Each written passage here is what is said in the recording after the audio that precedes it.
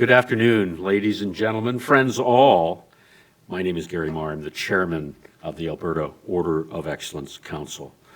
Welcome to the 2024 Alberta Order of Excellence Investiture Ceremony. You're all very special guests here at Government House.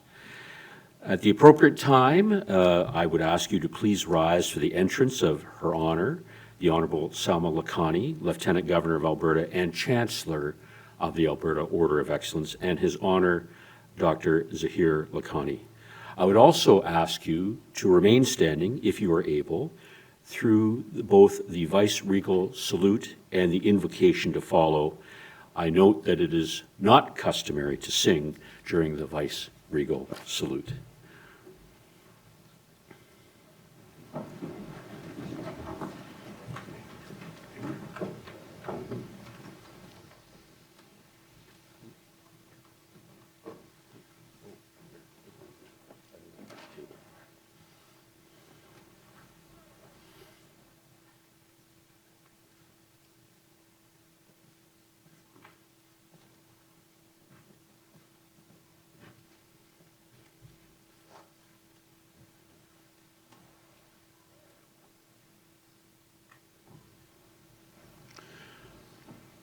I now invite the Honourable Ritu Kular, Chief Justice of the Province of Alberta, to offer the invocation.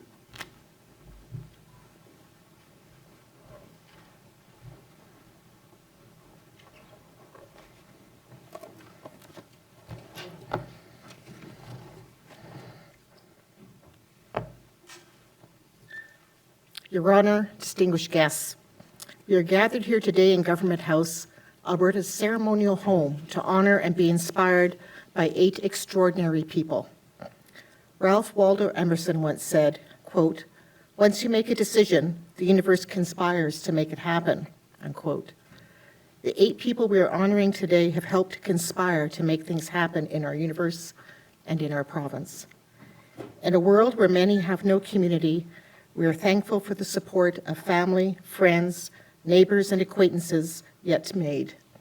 We give thanks for this opportunity to gather together to celebrate the aspirations and accomplishments of our community. We seek the patience of one another and the stamina to make a difference. We ask that those upon whom we have bestowed the public trust and the men and women labouring on our behalf be blessed. In recognition of the various values, beliefs, and faith traditions represented here today, I invite us to share a moment of silent reflection to express gratitude in our own personally meaningful way. Thank you, and amen. Thank you, Madam Chief Justice. Please be seated.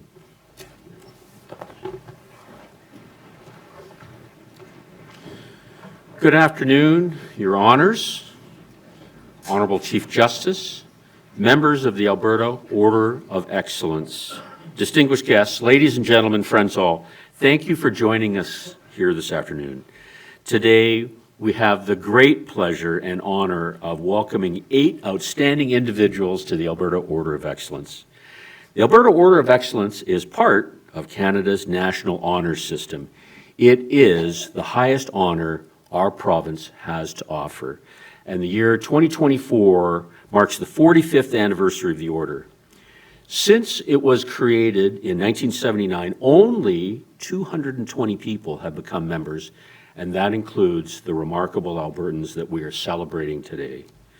Considering that our province is home to nearly 5 million people, you can appreciate just how rare and significant this lifetime honor truly is. Each year, the AOE Council considers many worthy nominations from across the province, representing a diverse range of contributions and endeavors.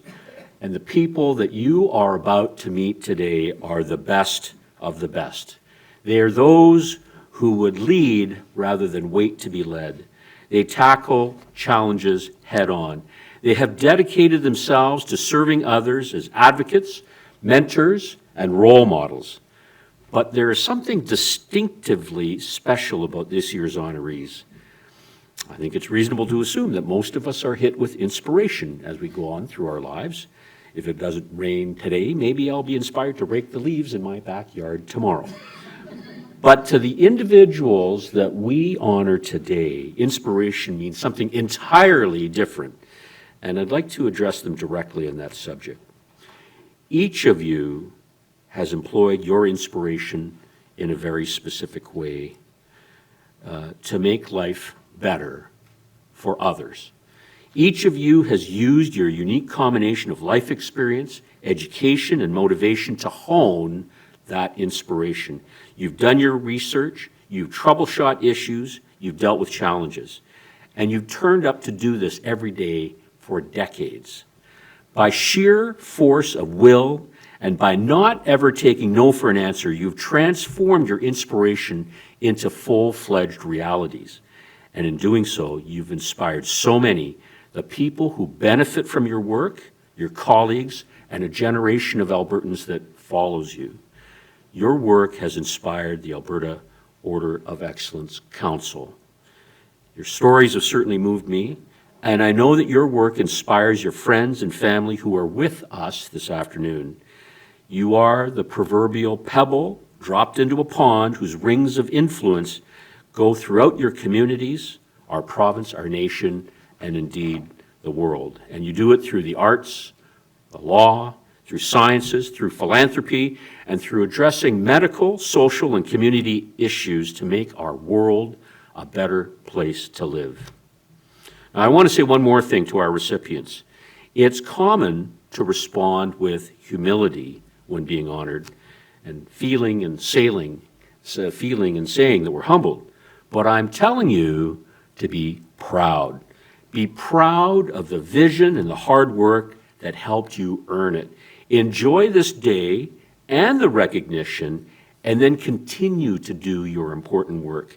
Continue to be setting a great example. Continue to be an inspiration. I'm happy to say that we're going to meet each of these outstanding individuals today, but first, it is my pleasure to invite the King's representative here in the province of Alberta and our Chancellor of the Alberta Order of Excellence, the Honourable Salma Lakhani, the Lieutenant Governor of the province of Alberta, to say a few words. I yield the podium to you, ma'am.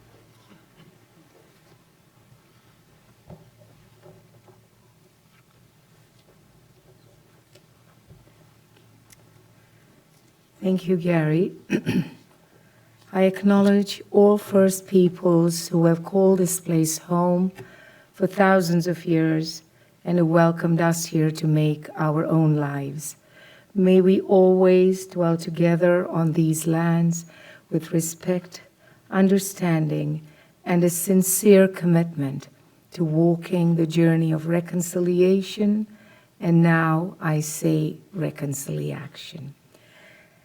So good afternoon, everyone. It is my sincere pleasure to welcome all of you. All of you are special guests to Government House, Alberta's ceremonial home, as was mentioned earlier. It is a fittingly historic setting in which to welcome today's remarkable honorees, our 8 new members of the Alberta Order of Excellence. The individuals joining the Alberta Order of Excellence are those who have made significant contributions to the improvement of our province, sparking innovation and meaningful social change. They have strengthened the quality of life that we are so fortunate to enjoy with their pioneering spirits and their determination to moving Alberta forward. While each new member paves the way for the future generations in a unique and meaningful way, there is a common element at the heart of what they do, a philosophy that the poet Ralph Waldo Emerson captured in these simple words, and I quote, "Do not go where the path may lead.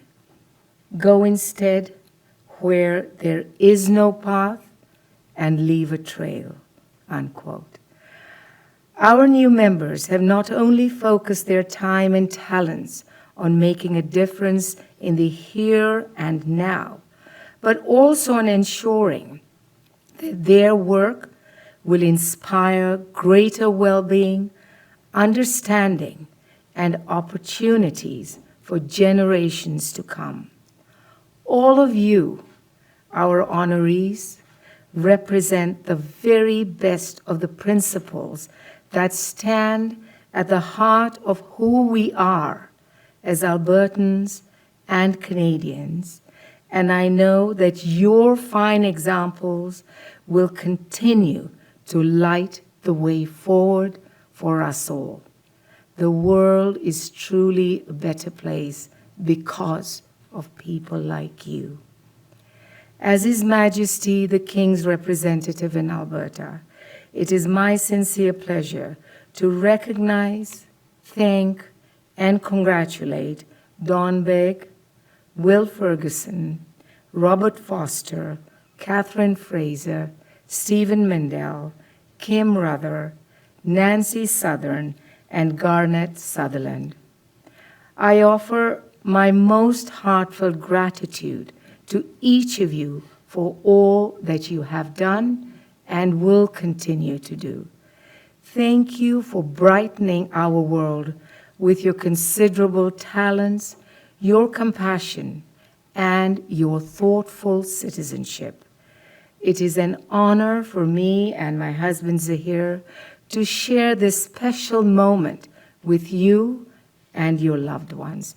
Thank you all, and please enjoy this celebration.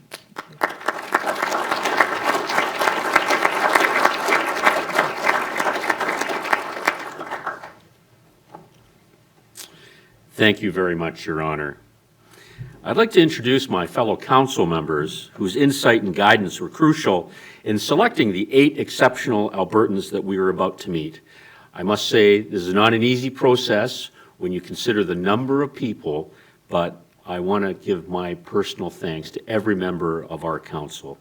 The Alberta Order of Excellence council members are, and I'll ask them to rise as I call your name, Chief Jim Boucher of Fort Mackay, Sharon Carey of Cochrane, Lieutenant Colonel Brian Hodgson of Edmonton, Patricia Moore of Calgary, Jerry Nakvi of Edmonton, and our Executive Director is Gail Stannard. I introduce all of you to the members of the Alberta Order of Excellence Council.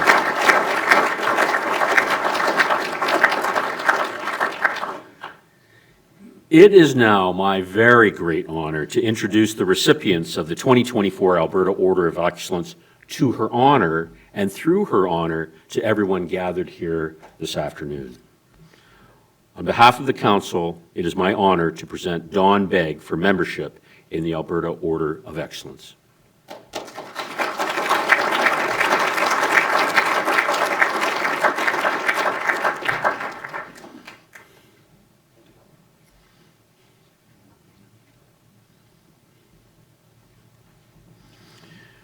Dawn Begg of Cochrane, Alberta, is an internationally respected, award-winning bronze sculptor known for his detailed and lifelike works. For more than half a century, Dawn has quietly dedicated his art to preserving, honoring, and showcasing the human spirit by creating life-size and larger-than-life bronze figures that capture historical moments and daily life on the prairies. He has commemorated prime ministers and premiers, the Mayor Thorpe Fallen Four, and historic events like the last spike and the women's right to vote. He has honored unsung heroes and community builders, from nurses, teachers, Indigenous and Métis people, and pioneers, ranchers, and soldiers, preserving in bronze the memory of their contributions for generations to come. And the results are always memorable. His sculptures appear in 26 communities across Alberta. There are 9 of them at the legislature grounds themselves. In fact, Don and his wife Shirley have worked side by side to create more than 260 monuments around the world.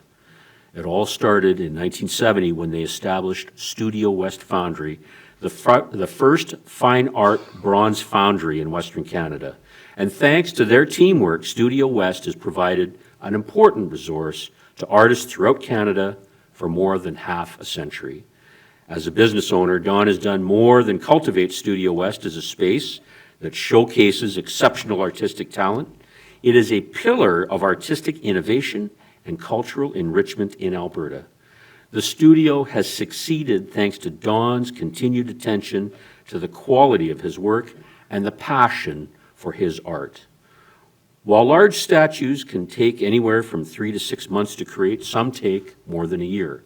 And he works 14 to 16 hours a day and has enough work on the books for the next year and a half. As a founderman, Don's expertise in the art of bronze casting draws some of Canada's greatest sculptors to this province. The foundry has produced a remarkable array of significant pieces that adorn galleries and public spaces all across Canada. As a mentor and as a teacher, Don guides new and emerging Canadian sculptors through the artistic process of working with bronze from conception to completion. As he passes wisdom on from his own mentors like Doug Stevens, Shirley's father, regarded by many as the first Canadian artist to put Western bronzes into the realm of critical art. As a community builder, Don's presence in Cochrane enriches the artistic landscape of the community. He has fostered a sense of pride and appreciation for the arts among residents and visitors alike. It is important to note that his impact as a community builder extends far beyond Cochrane's boundaries.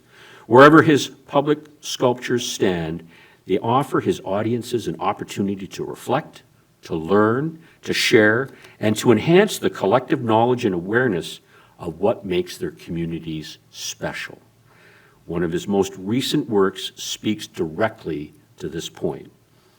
In Normandy, France, this past June the 6th, the 80th anniversary of D-Day, Her Royal Highness, the Princess Royal, unveiled a magnificent sculpture by Don and Shirley, an 8-foot-tall bronze soldier representing the Regina Rifle Regiment. The Regina Rifles were among the first Canadians to storm Juno Beach. They advanced further inland than any other Allied unit within the first 24 hours of the invasion, giving the Allies the foothold in Europe that they needed.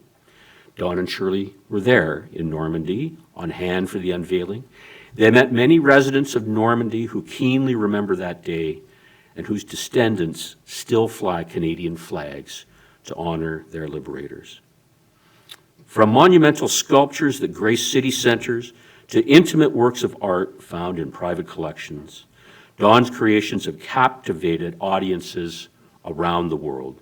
Yet he has always remained tied to his roots here at home, celebrating the daily life and history of Albertans. Thanks to Don, the celebration of notable Albertans and Canadians, fallen heroes, and ordinary people living their day-to-day lives will last for centuries. For his outstanding contributions, it is my honor, on behalf of the Council, to name Donald John Begg as a member of the Alberta Order of Excellence.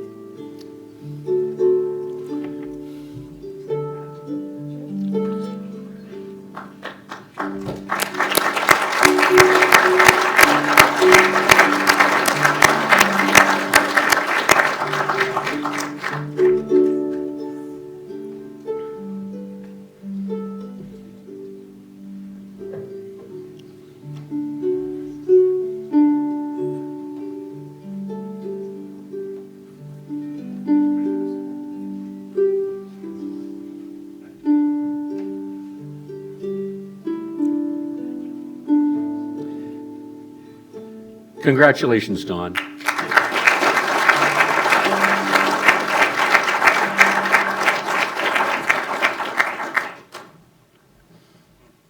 On behalf of the Council, I'm honored to present Will Ferguson for membership in the Alberta Order of Excellence.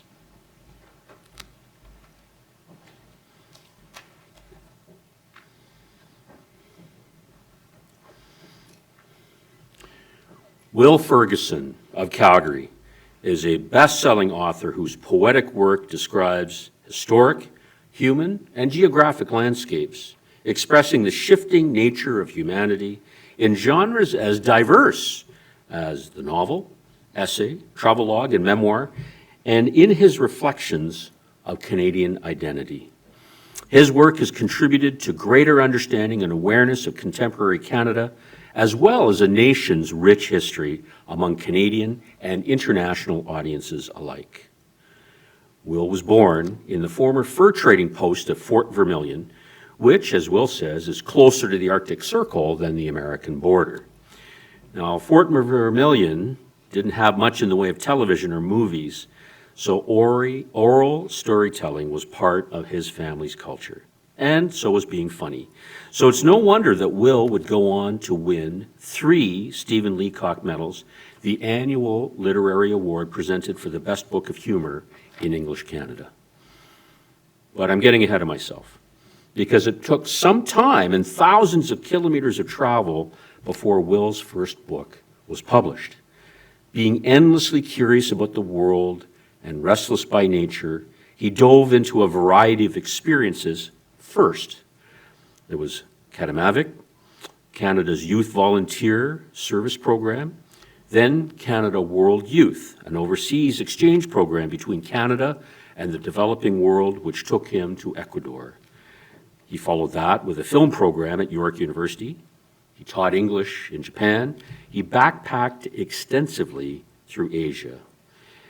Many of these diverse experiences would become fodder for his writing, like the irreverent and ironic Why I Hate Canadians, his first book to be published.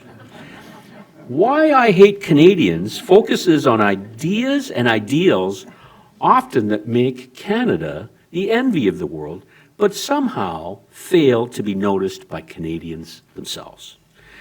The book ran up the Canadian bestseller charts almost immediately. With its success, Will and his wife Terumi returned to Alberta to raise a family, and Will continued writing at a blistering pace, writing 21 books in 27 years and becoming a fixture on Canada's literary landscape. He is a versatile author, regularly switching among history, travel, dramatic fiction, memoir, satire, anthology, and mystery. No matter what genre he chooses, Will's writing is alive with historical details, sensory description, first-person experience, as well as his gentle humor and acerbic wit. His travel publications span the globe from Buenos Aires to Belfast, from Central Africa to southern Japan, from the Australian outback to Okinawa. He has written several nonfiction works about Canadian history and Canadian identity. The contents of these books are as compelling as their titles, including Beauty Tips from Moose Jaw, I Was a Teenage Katima Victim, and this gem, which I will ask him about later, Bastards and Boneheads, Canada's Glorious Leaders Past and Present. Meanwhile, his fiction is a mix of the comedic, the tragic, and the poetic. His first novel, Happiness, is a sardonic look at the world of publishing.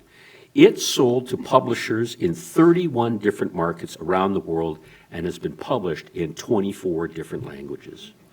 Another novel is The Shoe on the Roof, a startling, funny, and heartbreaking novel based on the stories that his mother told him about her work as a psychiatric nurse in Weyburn, Saskatchewan in the 1950s.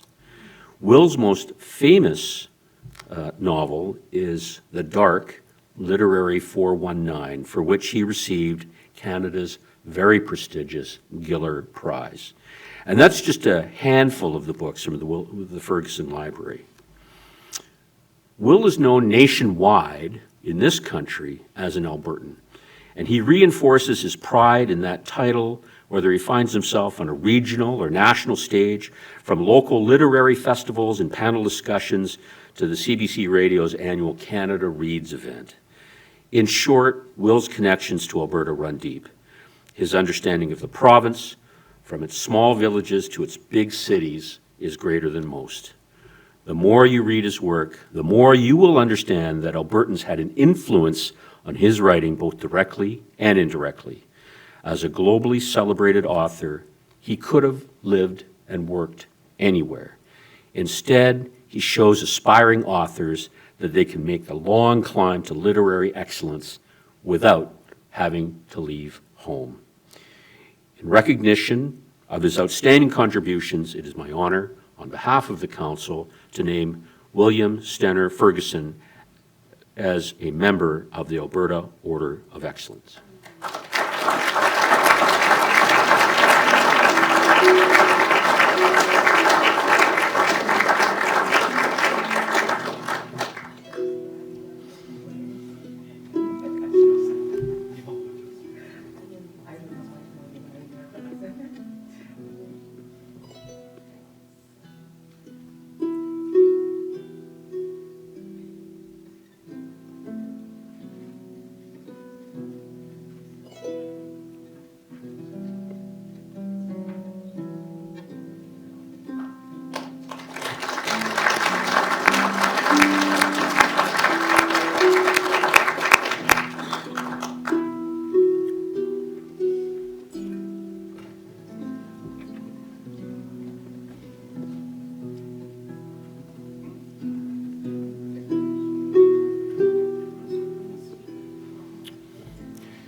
Congratulations, Will.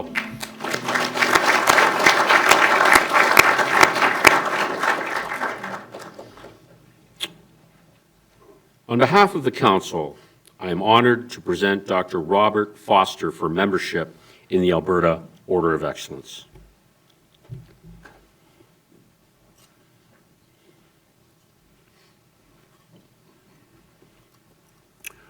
Robert Foster of Edmonton is a globally recognized pharmaceutical scientist, as well as an internationally celebrated researcher, professor, entrepreneur, and founder of successful biopharma companies. His groundbreaking research, drug development, and dedication to improving the standard of care in medicine have improved the lives of thousands of people in the world. Now, it's an understatement to say that Robert is good at chemistry. He has not one, but 2 PhDs that rely heavily on chemistry, one in clinical pharmacy. He was the first person in Canada to obtain one, by the way.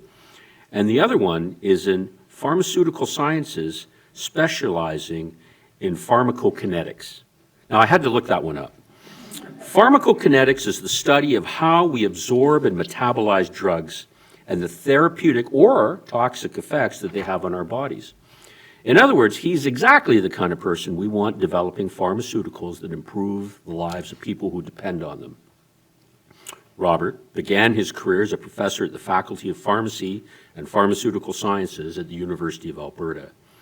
He challenged and inspired his students, becoming a catalyst in the development of many of their careers. But like his father, he had an entrepreneurial spirit.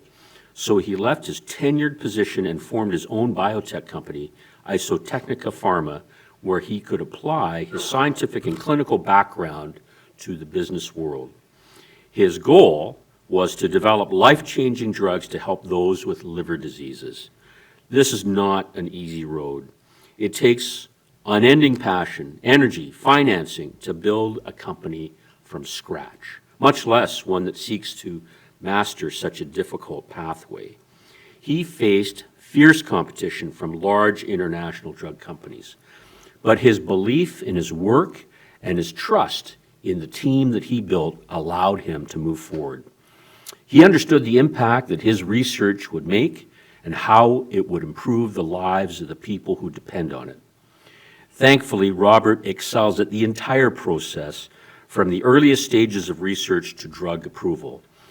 And as Isotechnica's leader, his collaborative nature made him someone who others could believe in and work well with, inspiring buy-in to make his innovations a reality and resulting in a tight-knit team. What began as a startup in his basement grew to become a highly successful pharmaceutical company that launched the careers of many who went on to help even more. After nearly 30 years of development, the drug voclosporin was approved by the US FDA to treat patients with lupus-related kidney disease. Voclosporin is one of only a handful of drugs developed in Canada to ever be approved by the FDA, and it's the very first oral drug to be approved for the treatment of lupus nephritis.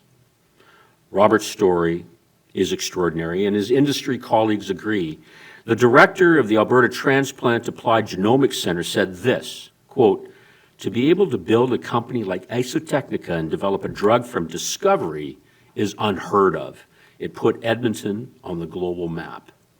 We should all study how Robert moves from creative discovery through business creation to human application. Simply put, I know few better examples of success on this difficult pathway, close quote. And Robert hasn't stopped there. He developed a diagnostic kit called a HeliKit that has been used for years in many countries to detect the presence of a bacterium that causes stomach ulcers. It's a welcome alternative to other diagnostic tests that are far more time-consuming, invasive, and expensive. Then there's Renkofilstat, another one of his innovations that has shown great potential in treating fibrosis, viruses, and certain types of cancer. So here's the bottom line. When you combine Robert's knowledge, innovation, and research excellence with his enthusiasm for his work, which is driven by his compassion and desire to contribute to the greater good, they result in unparalleled contributions to global medicine and the pharmaceutical industry, and most importantly, the health and well-being of thousands of people around the world. In recognition of his outstanding contributions, it is my honor on behalf of the Council to name Robert Thomas Foster as a member of the Alberta Order of Excellence.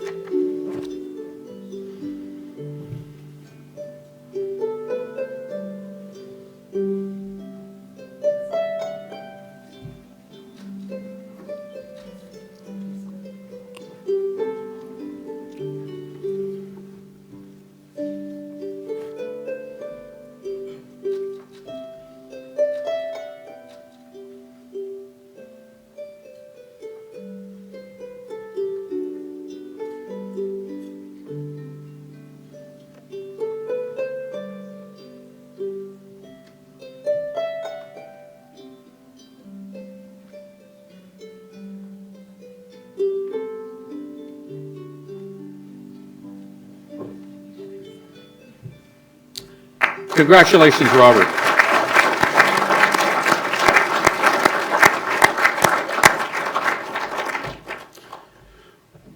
On behalf of the Council, I am honored to present the Honourable Catherine Fraser for membership in the Alberta Order of Excellence.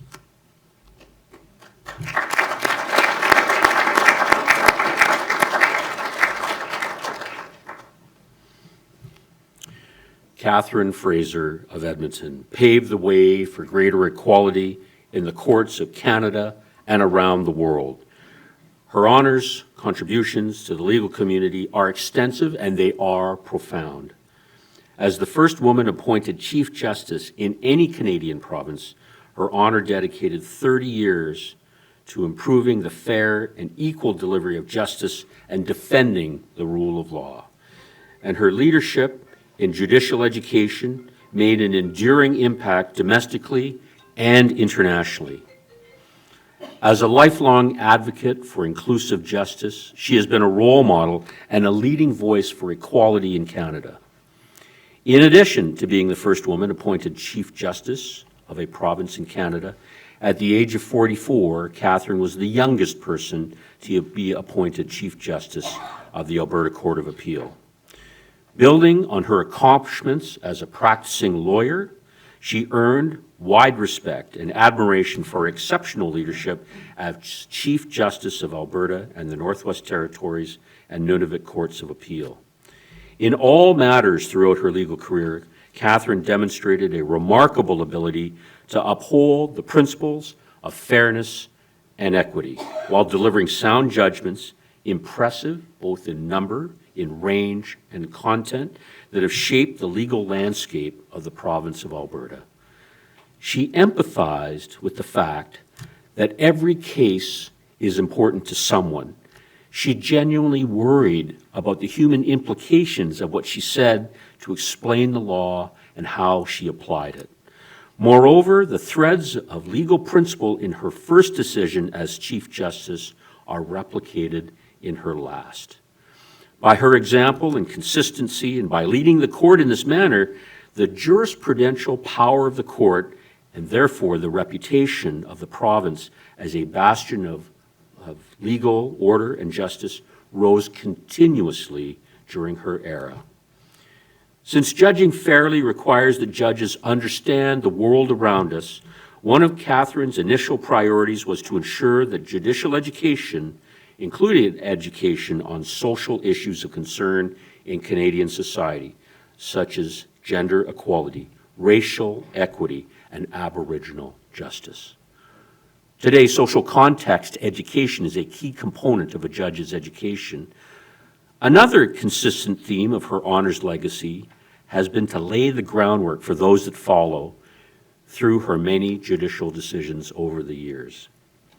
In her role as Chief Justice and as an engaged citizen of this province and of this country, Catherine has exemplified an incomparable and uncompromising commitment to excellence. It is an excellence that defines her lifelong public service and her unfailing dedication to a broader public interest. It is an excellence that has shaped and indeed animated her undeniable impact at national and international levels. Her honor was the right instrument at precisely the right time and at the right place to strengthen, extend, and show the world what the rule of law means and why that great honor system represents our common consensus, our acquired wisdom, our belief in shared values, and our willingness to support and respect each other. Beyond her distinguished judicial career, Catherine has been a steadfast champion for diversity and inclusion within the legal profession. As a trailblazer for women in law, she has served as a role model for all and an inspiration for future generations of women lawyers to pursue their ambitions with confidence and determination, to persevere, pursue excellence, to be curious, take risks, and never be lulled into complacency. Through her mentorship, advocacy, thought leadership, hard work, and example, Catherine has inspired legions to strive for excellence and to contribute meaningfully to the advancement of justice and equality. Supreme Court of Canada Justice, the Honourable Sheila Martin, said this about her former colleague, quote, "She's known for her brilliant legal judgments, inspired leadership, administrative acumen, and forward thinking. She's been a judicial superstar whose many contributions will also benefit future generations." Catherine's record is evident as she served as a court leader, a jurist, a judicial educator, and a court administration reformer. She was more than a Chief Justice for the times. She was ahead of her times and brought the times along with her, and we're all better for it.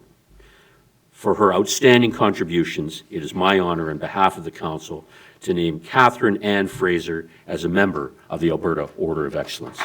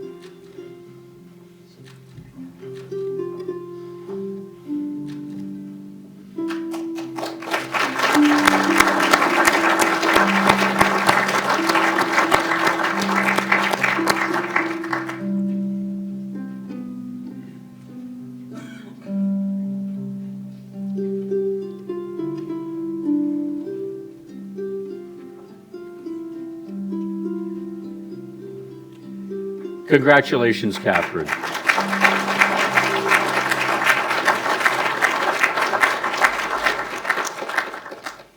On behalf of the Council, I am honored to present the Honourable Stephen Mandel for membership in the Alberta Order of Excellence.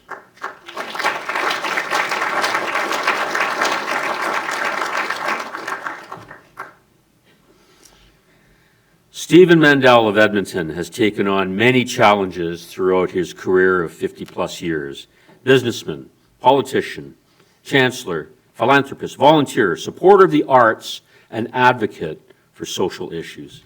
In each of these roles, Stephen has demonstrated consistently his care for people, causes, and policies, and has enjoyed exceptional success in advancing each, distinguishing himself as an impassioned, big-picture, enthusiastic, futuristic, and astute leader in Alberta. As the 34th Mayor of Edmonton, Stephen's leadership, engagement, and strategic thinking led to one of the city's greatest periods of growth and transformation. After amassing 30 years of private sector experience, he chose to serve Edmontonians, first as a city councillor in 2001, and then as mayor for 3 terms from 2004 to 2013, playing a crucial role in shaping the future development of the city. He advocated for changes that would directly benefit citizens, transforming Edmonton into a vibrant and dynamic city. Under his leadership, Edmonton built and improved a record amount of infrastructure, LRT lines, major roadway improvements, community recreation centers, libraries, affordable housing, the most comprehensive waste management system in Canada, and this is just a partial list. Of course, there's the downtown arena. Stephen played a pivotal role in bringing that project to fruition. Meanwhile, he was a strong advocate of social policy, including the city's smoking ban, Alberta's first. He established social initiatives to address a multitude of issues such as homelessness and domestic spousal violence. He staunchly supported diverse communities, Indigenous, immigrant, LGBTQ, inner city, and Indigenous youth. Stephen's passionate advocacy for arts and culture was as solid and wide-ranging, and with two cornerstones being the new Alberta Gallery for Art and the relocation of the Royal Alberta Museum, which would significantly enhance the city's vibrant downtown arts district. With each initiative, he was intent on seeing the city improve and grow in a sustainable manner. All the while, Stephen made a point of connecting directly with Edmontonians. He engaged with local organizations and communities by personally attending multiple events most nights of the week because he recognized their important role in building civic pride. Perhaps it is this close connection that made him always willing to speak out on Edmonton's behalf, even when it put him at odds with provincial and federal levels of government. Or maybe it's because Stephen's that rare kind of politician, both a pragmatist and a supporter of social change. He never shied away from tough issues. Here's the bottom line. Through Stephen's vision and engagement with the City Council, regional municipalities, and provincial politicians, he enhanced Edmonton's strength as Alberta's capital city. And after achieving so much, Stephen chose to retire from the mayor's seat in 2013. But it wasn't very long before Premier Jim Prentice asked him to serve as Minister of Health and lead reform in Alberta's healthcare system. Stephen accepted that responsibility, won a seat in a by-election along the way, and held the role until Alberta's general election of 2015. Concordia University of Edmonton also asked Stephen to serve in two capacities, as the university's second chancellor and on its board of directors. A longtime champion of Concordia, Stephen played an active role through his initiative to help international students develop networks and mentors within the local business community. In 2018, it was the Alberta Party's turn to come knocking on Stephen's door. He was elected leader of the party, and he led it into the 2019 provincial election, where the party received 10% of the popular vote province-wide, its best achievement to that date. It also saw exponential growth in membership, fundraising, and fielding candidates, marking the largest expansion in the history of the Alberta Party. The breadth of civic and provincial engagement and action by Stephen has few parallels. His lasting legacy is one of compassion in helping those that are most vulnerable. He was a transformational leader who elevated communities that he served at a time when positive and visionary leadership and action were much needed. For his outstanding contributions, it is my honor, on behalf of the Council, to name Stephen Mandel as a member of the Alberta Order of Excellence.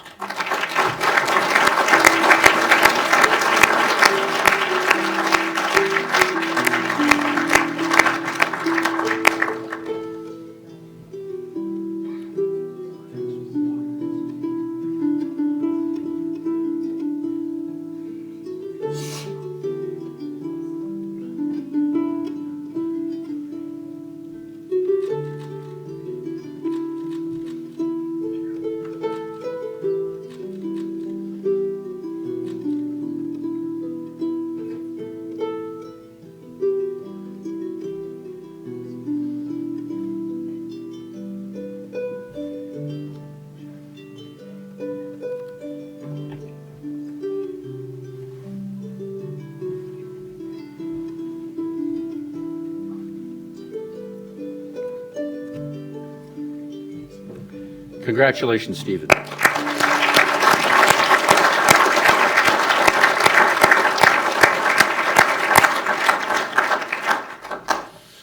On behalf of the Council, I am honored to present Kim Ruether for membership in the Alberta Order of Excellence.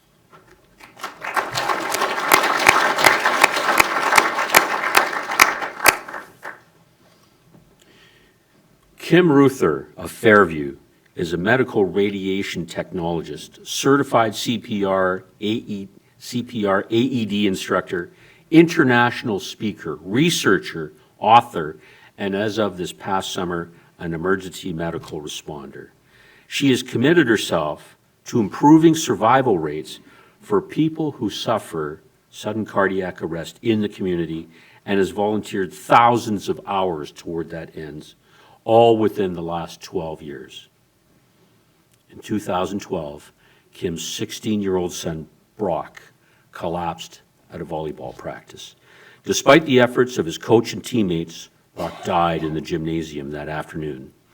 Kim learned that while the school did, in fact, have an automatic external defibrillator, or AED machine, it sat unused beside Brock as he died.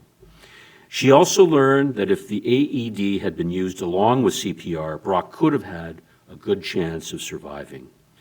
Kim vowed then that she would do all she could to keep other families from experiencing what happened to her that day. She formed the Project Brock Society, which is driven by a single goal to create heart-safe schools. This is a mission that is simple but not easy, to ensure that every school in Alberta has an AED and to ensure that school communities are ready to help manage sudden cardiac arrest when it occurs. AEDs are simple machines with step-by-step instructions that even a child in kindergarten could use. As such, Kim has trained thousands of children and adults how to use an AED and how to perform CPR to fight sudden cardiac arrest, which happens in children more often than most of us realize. Meanwhile, she worked with the International Academy of Emergency Dispatch and sparked international change in 9/11 dispatch protocols for sudden cardiac arrest. Kim has contributed to research literature to support the need for profound global change in resuscitation, and she serves on the Alberta Health Services EMS Science and Research Committee, which is collecting cardiac arrest data throughout the province. As Kim experienced firsthand, there's little or no support for families that to deal with sudden cardiac arrest victims. So she started HeartSight, an international grassroots initiative dedicated to supporting those impacted by sudden cardiac arrest. And she promotes strategies like youth heart screening programs to help prevent sudden cardiac arrest. Kim is a highly sought-after international speaker who motivates paramedics and first responders, ER doctors, and nurses. One of the many people inspired by Kim is the provincial co-chair of the Alberta Health Services EMS Committee. He first heard Kim speak in 2014, just 2 years after Brock died, and this is what he described. In a room of people who work the front lines of healthcare, who routinely witness the worst of humanity, I remember looking up and down the aisle where I was sitting and not seeing a single dry eye. Even the Master of Ceremonies, an emergency physician with decades of experience, was choked with emotion. Kim had ignited jet fuel in this room, and it would harden the resolve of the attendees at this meeting to do more and to do it better. While it is always difficult to quantify the impact that someone has, I can say that Kim's talk that day had a significant impact on the trajectory of where I would go as a scientist and where the EMS system in Alberta would focus its scientific effort. Thanks to her visionary leadership and tireless efforts, Kim has significantly contributed to creating a culture of cardiac awareness in North America. Her enthusiasm, passion, and ability to capture the hearts and minds of those she meets are changing how sudden cardiac arrest is viewed by community responders. It should come as no surprise that she's become affectionately known as the mother of resuscitation to paramedics and first responders throughout the province and in the country. Looking to the future, Kim is undaunted by the uphill climb to see legislation introduced in Alberta so that AEDs become as common as fire extinguishers and all schools include drills and training. In short, Kim is a fierce advocate and courageous change maker with an inspired vision who will not be deterred in her goal to create heart-safe schools. In recognition of her outstanding contributions, it is my honor on behalf of the Council to name Kim Ruether as a member of the Alberta Order of Excellence.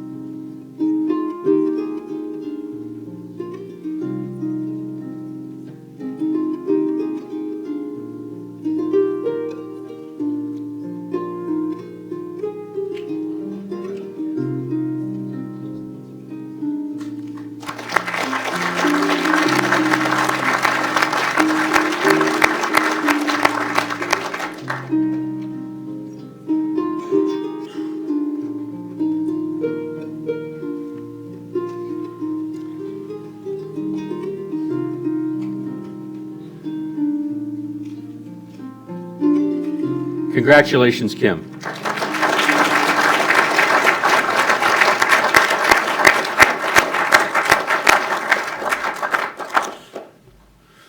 On behalf of the Council, I am honored to present Nancy Sutherland for membership in the Alberta Order of Excellence.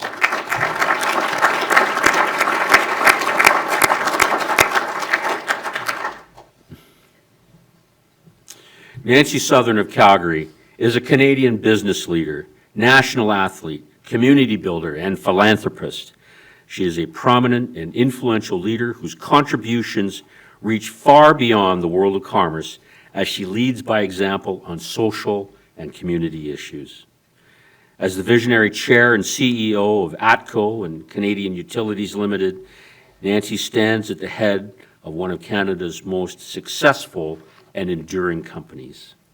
She has engaged the national and international business and banking community with her business acumen and has carried on the tradition of her family's corporate legacy by building upon ATCO and expanding into a wide range of new undertakings, from electricity generation to seaports. In fact, there are no less than 18 companies that fall under ATCO's umbrella. The company services the oil sands, runs natural gas distribution businesses, a pipelines division, and is a player in the Australian gas and power industries, just to name a few.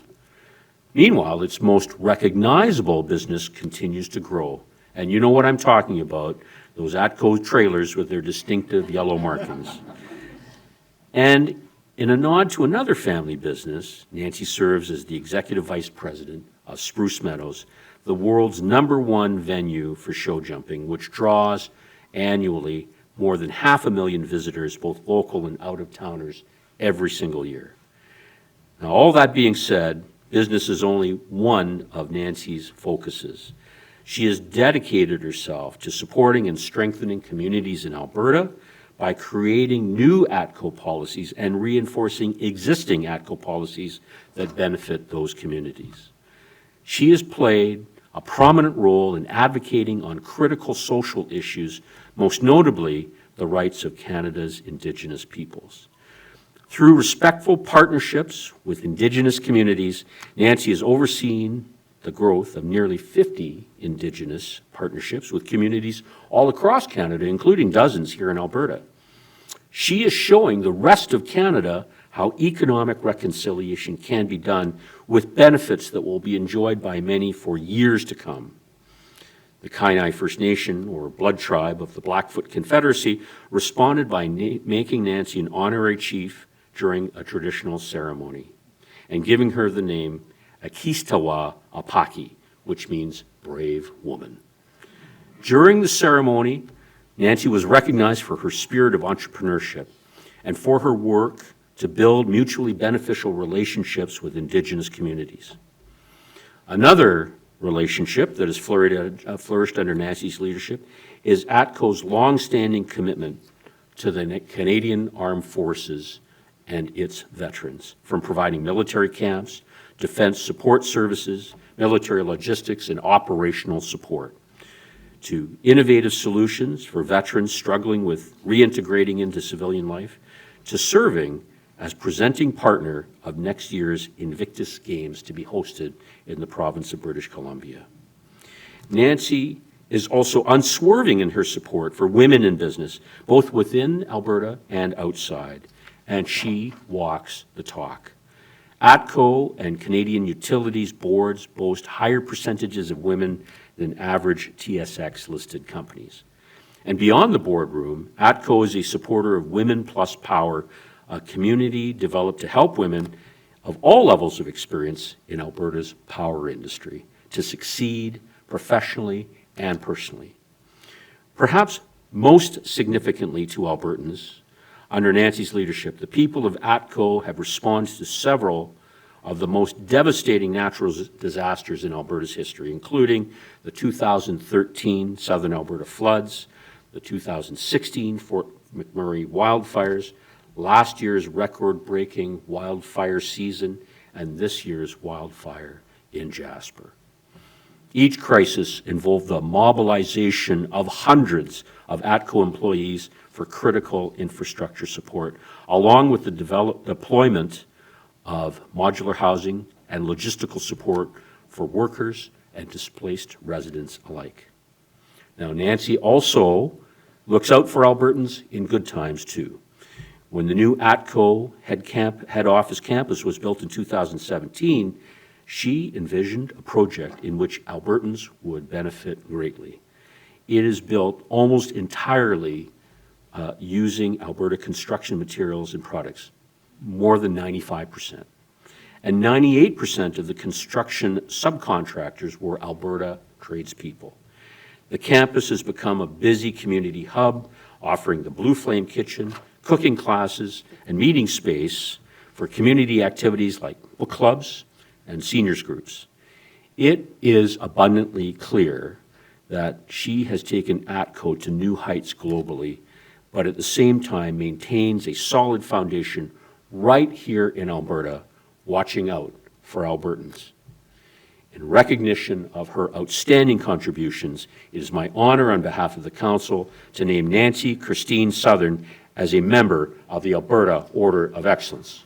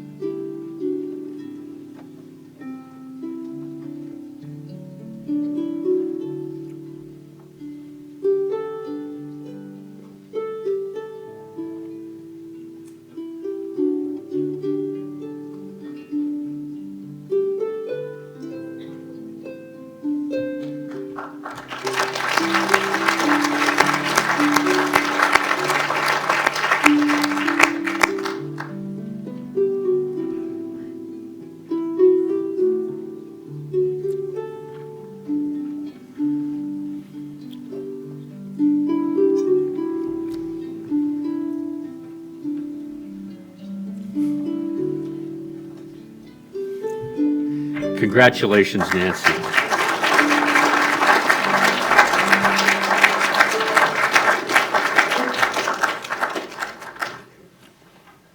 On behalf of the Council, I am honored to present Dr. Garnette Sutherland for the membership in the Alberta Order of Excellence.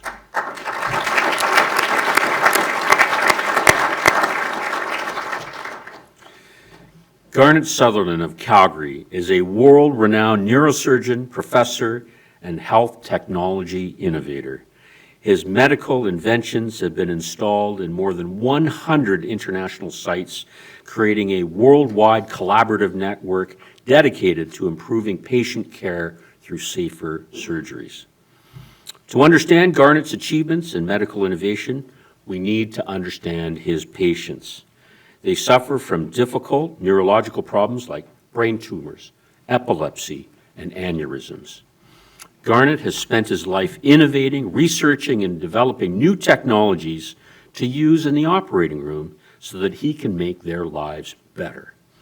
In the words of a longtime colleague, a friend, and a co-inventor, he said, "Garnette has a way of fulfilling an unspoken contract that he makes with each and every one of his patients to return them to their families and communities well and whole." Garnette began his work at the University of Manitoba, where, in addition to teaching and clinical work, he established an experimental laboratory, which was the first of its kind to study neurological disease using magnetic resonance imaging and spectroscopy. But he was soon enticed by the vibrancy, the growth, and the optimism of the city of Calgary, and Garnette accepted an invitation from a group of AOE members to join the University of Calgary. In turn, the city embraced him. They welcomed him. They made him an integral part of the fabric of the community, and they rallied to ensure his research would receive the support that it needed. It energized Garnette's commitment to Calgary and making Calgary an international model that others could emulate. He introduced groundbreaking programs like the internationally successful Calgary Stroke Program, which set global standards for care and evolving therapies. Meanwhile, he developed a highly specialized MRI machine called the iMRI. Now, you got to follow me here because this gets a little technical. The iMRI provides a neurosurgeon with intricately detailed 3D information about what's going on inside a patient's brain during the operation while the patient is inside the iMRI. The surgeon then uses the neuroarm, the world's first robot capable of performing microneurosurgery. And you guessed it, right? Garnette developed that too. The benefits afforded by the iMRI and the neuroarm to patients and surgeons alike are many. Garnette explains that the machine technology is inherently more precise and accurate compared to human hand-eye coordination. Now, that said, when machines are coupled with the experience of a surgeon, it creates an ideal combination of engineering, science, and medicine. NeuroArm provides the benefit of documenting and providing feedback on surgical procedures, which is similar to how the airline industry uses simulations of flying jets. By simulating a surgical procedure with the NeuroArm, surgeons like Garnette can now rehearse a case before they go into the operating room, thereby making their patients' surgeries safer and more efficient. Used together, the iMRI and the NeuroArm make surgeries less invasive, which means patients have faster and better outcomes compared to those undergoing similar but much more invasive procedures. For patients, that means faster recoveries, shorter stays in hospital, and a quicker return to their lives, thus achieving Garnette's goal to make brain surgery safer and to improve patient outcomes. Now, brain surgeons aren't the only fans of Garnette's work, so are Canadian astronauts. Our astronauts are often asked how Canadians benefit from tax dollars being spent in space. Garnette's innovations have provided the best answer to that question because the NeuroArm adapted and improved on technology developed for the Space Shuttle's Canadarm. Today, Garnette continues his research with his Project NeuroArm, which is pushing advances in medical robotics, sensors, and AI as he leads a global innovation agenda in neurosurgery. There's also Orb Surgical, Garnette's spinoff from Project NeuroArm, where he is continuing his quest to improve patient care by increasing the safety of surgery through smart technologies. Today, the tag team of iMRI and NeuroArm have become a gold standard for practice worldwide. Yet Garnette has done more than introduce revolutionary ideas and innovations. He has also enhanced Alberta's leadership in health technology translation, attracting neurosurgeons, neurologists, physicists, radiologists, scientists, engineers, entrepreneurs, and students to the province of Alberta. At the end of the day, there's one thing above all else that motivates Garnette, and that's the well-being of his patients and returning them to their families and communities well and whole.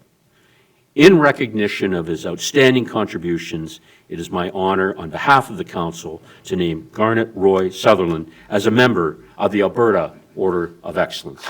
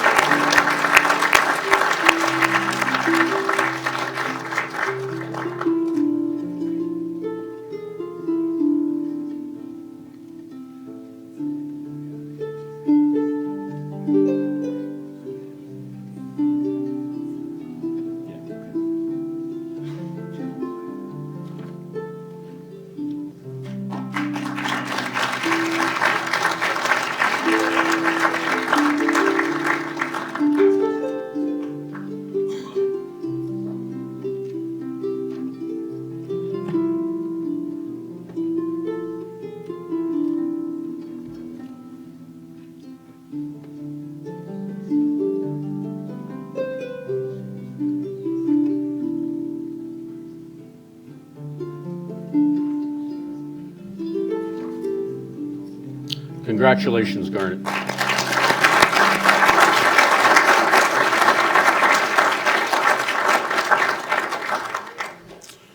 Ladies and gentlemen, this concludes the ceremony portion of today's program. I'll say this, that was a much more formal part of today's proceedings. We'll have perhaps a bit more fun this evening at dinner, but I will ask you to stand and as we close with the singing of O Canada. After O Canada, I invite everyone to proceed to the second floor for the pre-dinner reception. Please feel free to explore this house. This is the finest public building in the entire province. Leave the art on the walls. Thank you. And they should stay behind the picture. Yes. Oh, Canada, our home and native land, true